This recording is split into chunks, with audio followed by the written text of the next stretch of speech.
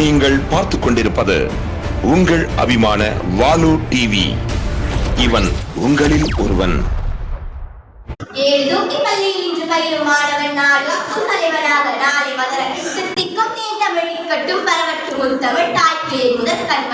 அவையோருக்கும் என் வணக்கம். எனக்கு கொடுக்கப்பட்டுள்ள தலைப்பு நான் அரசியல்வாதியானால். எனக்கு மிகவும் பிடித்த தலைப்பு, இக்காலத்திற்கு ஏற்ற தலைப்பு. பெற்றோர்கள் தங்கள் பிள்ளைகளை என் பிள்ளை ஒரு ஆசிரியராக, இன்ஜினியராக, டாக்டராக வளர வேண்டும் என்று சொல்லி வளர்ப்பார்கள். ஆனால் அவன் ஒரு நற்பண்புடைய தலைவனாக வளர வேண்டும் என்று ஏன் யாரும் சொல்லி வளர்ப்பதில்லை?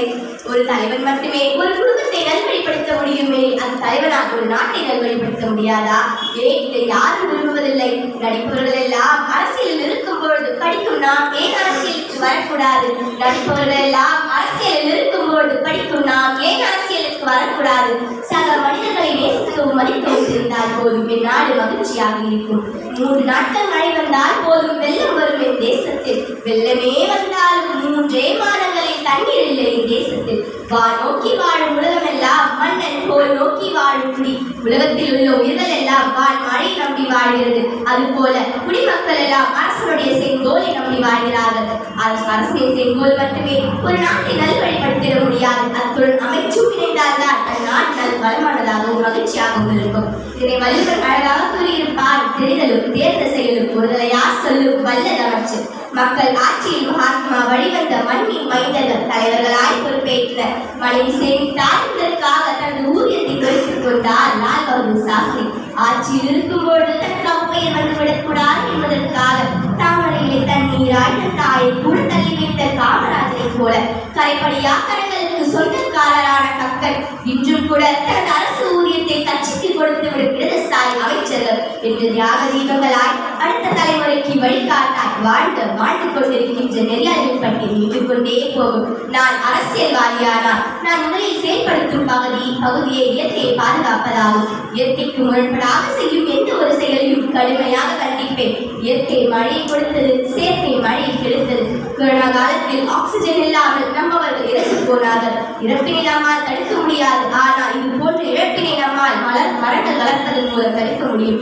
கை நூற்று வாங்கும் கைகளை கண்டிப்புடன் வெட்டினால் தான் கை நாட்டு மனிதர்களின் பிள்ளைகள் கையெழுத்திடும்.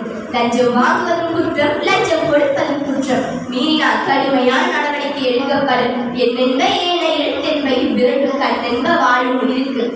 கல்வியின் முக்கியத்துவத்தை மிக அழகாக கூறியிருக்கிறான் வள்ளுவர்.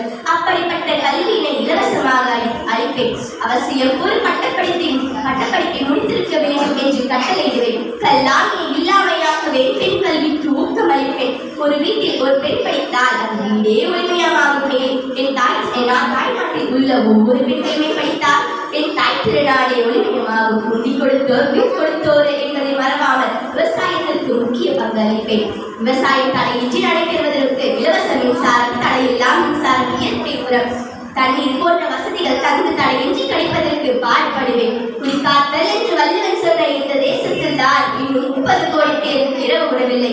கற்றறிதல் ஒரு அமைச்சின் மாண்பு என்று சொன்ன இந்த வள்ளுவனின் தேசத்தில் தான் இன்னும் உலக மக்கள் தொகையில் கல்வி அறிவில்லாமல் போன 30% பேர் வாழ்கிறார்கள். ஒரு பக்கம் பசித்தவர்களுக்கு உணவில்லை, மறுபக்கம் சேமிப்பு கிடையில் உணவு வீணாகிறது. விவசாய கூலிகளுக்கும் வேலை இல்லை, படித்தவர்களும் மானத்தை பார்த்தபடி வீதியில் நிற்கின்றார்கள். கிராமங்கள் பல கண்ணீரில் விதைக்கின்றன. எப்படி நிகழ்ந்தது இந்த அவலம்? மக்கள் சார்ந்த கொள்கையும் மக்கள் சேவையே மகேசன் சேவை என்ற உயர்ந்த எண்ணம் கொண்ட தலைவர்கள் வருகி போனதாலா? அப்படி என்றால் இதற்கு தீர்வுதான் என்ன? நண்பர்களே, சாக்கடை என்று முக்கை பிடித்தால் நாற்றம் போகாது. சாக்கடை என்று முக்கை பிடித்தால் நாற்றம் போகாது. அதை இறங்கி நாம் தான் சுத்தம் செய்ய வேண்டும். அதன் மூலம் ஆரோக்கியமான அரசியலும் அனைத்து மக்களுக்கான ஆட்சி. அந்த நல்ல ஆட்சியை என்னால் கொடுக்க முடியும். நான் அரசியல்வாதியானா கல்வியை காசுக்காக இருக்கும் களவான்களுக்கு இடமில்லை. ஜாதி மதம் பேசும் அயோக்கியர்களுக்கு இடமில்லை.